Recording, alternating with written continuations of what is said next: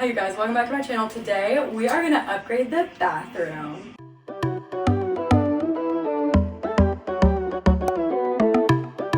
I got a couple packages of these stick and peel vinyl flooring tiles from Walmart. They're like 12 bucks, pretty good deal, so we'll see how they work. I have a couple of tricks up my sleeve to make it even more renter friendly and protect the original floors, but I think majority of this is probably going to be like voiceover, and I'm just gonna like focus and do it and then like fill you guys in while I'm editing basically. But yeah, these are what they look like. It's like the checkerboard gray, and it's gonna like tie in this gray countertop, which I really personally like because right now that countertop is really super random and I don't like it.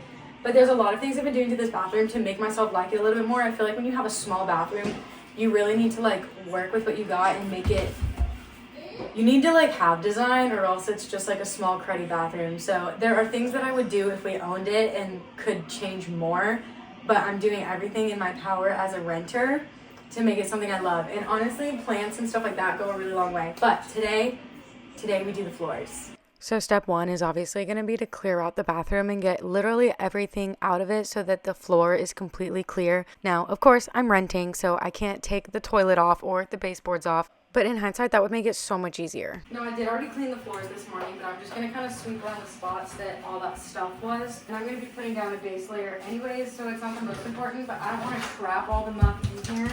Evidently, this did absolutely nothing because there was still so much hair the whole time. Okay, so the first thing I'm actually going to do is put down this poster board everywhere with like painter's tape, basically to help level everything out grout-wise, and then also to act as a barrier so that none of the adhesive from the stick and peel messes up the original tile. Okay, so I absolutely scoured the internet trying to figure out the way that I wanted to do this project. I have been wanting to do it for a really long time, and I didn't want to pull the trigger until I felt like I really had a good solid plan for what I was going to do. There's a lot of different options for what you could do for the base layer. You could do a shower curtain, you could do plastic sheeting, you could literally just do painter's tape all over the place. And a lot of renters out there don't even do a base layer. I just really personally wanted to make sure that the floors weren't going to get damaged and that everything was going to be flat and level and even. Doing this poster board should have just been foreshadowing for me into what the tile was really going to be, because oh my sweet baby Jesus, this was so difficult to cut out around the toilet, around the weird edges. It was so hard. You can even see it on the ground in that last clip. I literally bought one of those little fancy edge tool things. I can't remember what it's called, but I literally bought one of those and it did me absolutely no good. Okay, this part took so much longer than I expected, so we'll see how long it takes to do all of the tiles, but I got the base layer down. So then what I'm doing here is I'm literally measuring to find the middle point of the room so that I can start the tiles in the middle, because I'm doing them at a diagonal, and then I wanted to lay them all out and make sure that I actually liked what I was doing before I started applying. I'm going to tell you right now that the backing of this was so stuck on there, industrially stuck on there, to be careful and not rip the backing, because those back pieces are what got me through the whole project. That's what I used to measure and cut stuff out. So the middle part of the room is obviously going to be the easiest part. So you literally just need to line it up and push it down really good. A lot of people recommend having like a rubber type of roller thing. I don't know. I scoured Walmart, couldn't find anything like it. Used my fist. It sufficed. I'm going to hold your hand when I tell you this. Don't get cocky while you're doing the easiest part. Silly old me thought this was going to be so easy. I was getting so confident. I was like, oh, flying through this, like bing, bang, bong. I got this. No big deal. Yeah, I hadn't had to cut a single edge yet. I hadn't had to do anything yet. So at this point, we're still optimistic. We're still having a great time. Also, if you're periodically hearing yodeling and hollering in the background, it is most definitely my toddlers. I'm a mom. We know this. I don't get time to myself, so my voiceovers happen with my toddlers in the living room terrorizing. So bear with me. So basically the process that I followed for every single tile that needed to be cut to some specific size, shape, whatever, was taking the backing piece, as you can see, taping it to the ground, cutting where it needed to be cut, and then taping that to the tile, cutting that, and then testing it, and then taking the backing off, and then placing it. Quite the process, I'll admit. But seriously, don't get cocky. Always test the tile before you take the backing off, because it is so sticky and hard to get back up if you did it wrong and it doesn't fit right. Another piece of advice that I'm going to give you is, depending on the tiles that you choose and what the pattern looks like, be aware of the direction of the grooves. Like, I have this like marbly type of vibe going, and you want to pay attention to what direction the little lines in it are going and make sure that nothing is clashing or going against each other. Alas, we start one of the most difficult parts. Now, I so badly wanted that little darn tool to work, and it just did not work for me. My brain could not compute. So this backing of the tile method is all that would work. So as you can see, I put it where it needed to be, and then I cut it to shape, take my tile, put it on the tile, cut the tile, place the tile. Every last bit of this journey was a trial and error journey. So as you can see, I would try to place the tile. It wouldn't exactly be quite right. So I would just take my technically box knife. An X-Acto knife would probably be better, but I would take that and then try to just cut it to make it perfect. Sometimes things take multiple tries, and you know what? That's okay. So definitely by this point in the footage, I was absolutely starting to lose my mind a little bit, and I've clearly only done a couple of the difficult cuts. So I just want to be the influencer that's honest with you, that the DIY projects are hard and frustrating, and they're not as easy as it looks on social media when it's got a pretty transition. 10 out of 10 can recommend. If you have one of those little tools you see on the floor there that cuts the straight line, use it. Absolutely use it. I wish I would have busted it out so much sooner in this project, but alas, we live and we learn. By this point, I was probably a couple hours deep already, and I was admittedly getting sort of a hang of things, and I had also learned that some spots are going to be the same, so I would keep the little stencil I had created, and it saved me a little bit of time. As you can see, I'm putting the old stencil right back onto this next piece for the second little triangle. So anyways, you'll pick things up along the way. You'll find little tips and tricks that work for you, but I'm just sharing some of what I learned in my experience doing this for the very first time. Also, not sure if it's just because I'm pregnant or what, but this was the most like physically taxing thing for some reason. I was getting so overstimulated and overwhelmed because there's little scraps of paper everywhere, a million different little tools everywhere. The stickiness of everything all over my fingers was driving me insane. My stomach was feeling very in the way of every position I needed to get in. My tailbone was on fire. My knees were hurting. Like, guys, seriously, I had a million things to complain about. It was about this time that my husband offered to help, and while that's sweet and I appreciate it, I am far too much of a perfectionist to let him take over when it comes to a design task. We were actually talking about this recently, and I titled him a good enoughist while I'm a perfectionist, because to him, it's good enough. To me, it has to be perfect. While I would love to be dramatic and say that I'll never do something like this again because it was so annoying and tedious to do, if I said that, I would in fact be lying. So I'm afraid I have to admit that I would do this again and go through all of the misery and struggle again.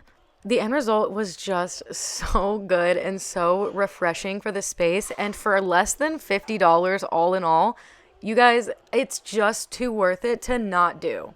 As long as you're mentally prepared for the fact that it's going to be difficult, you might want to rip your hair out, and if you have kids screaming in your face the whole time, like, you're probably going to feel like you're reaching your 13th reason. As long as you are mentally prepared for that, then you can do it. You are set up for success. You're resilient. I believe in you. You can do it. It's okay. I'm really making it sound like so bad, but like, it's not so bad. If you just take it one tile at a time and take the backing. This is why I'm giving you this clip without any cutting and just fast forwarding it, so that you can literally see, like, it takes a couple of tries sometimes. It takes trial and error, but you can do it. If I can do it, you can do it. Okay?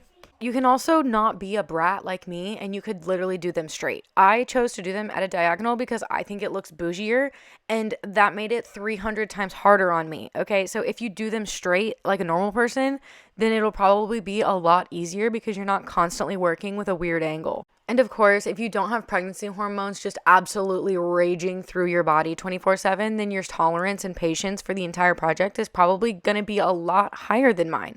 So you've also got that going for you. Now, in true Alexia fashion, I did in fact leave the absolute worst for last when I'm the most frustrated and over this project. So it's time to actually attack the toilet now.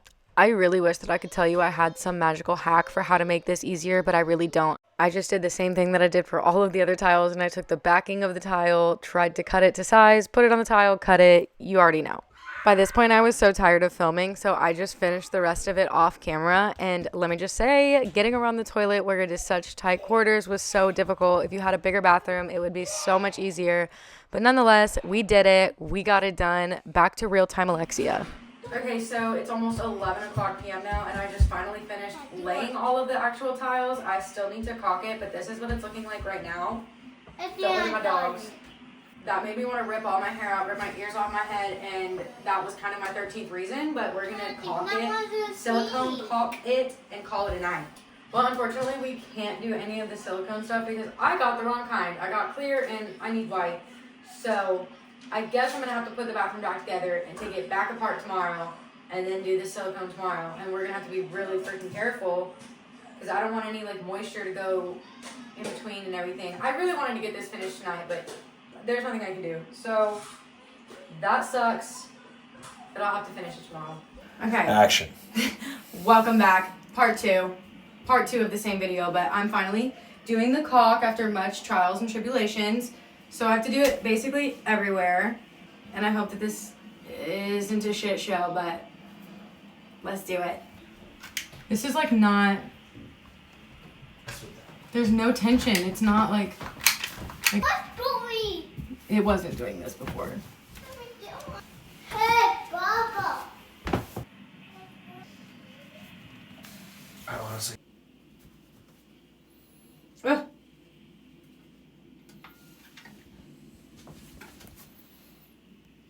Zoom in real nice on that. Zoom in real nice on that. Yeah, this one's going good.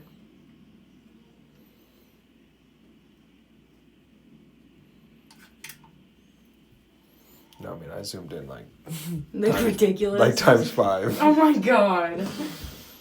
That's it. Fuck that. Okay, this crack, not my best work. It won't. Okay. Well. Okay, well, we went to Warren back because our caulk gun broke, but I did it, so I'm just gonna show you. Somebody better tell me I did a good job because this was craziness. But yeah, it looks good. It looks nice and sealed, very nice. Wow. I feel so much better about it. I feel like it looks like it was meant to be here, and I feel better about like moisture not getting underneath it.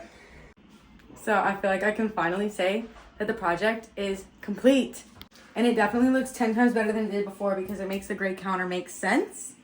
The gray counter didn't make sense before. Literally nothing in this bathroom matched before. So it's looking good. I forgot to end the video as always, so I just want to say thank you so much for watching. Thank you for sticking it out with me while I did that project. There was a lot of hiccups along the way, but I hope you enjoyed this video. I hope you learned something, and I hope you like the bathroom. And if you don't tell me because I went through too much. So don't forget to like, subscribe, comment, and I'll see you next week.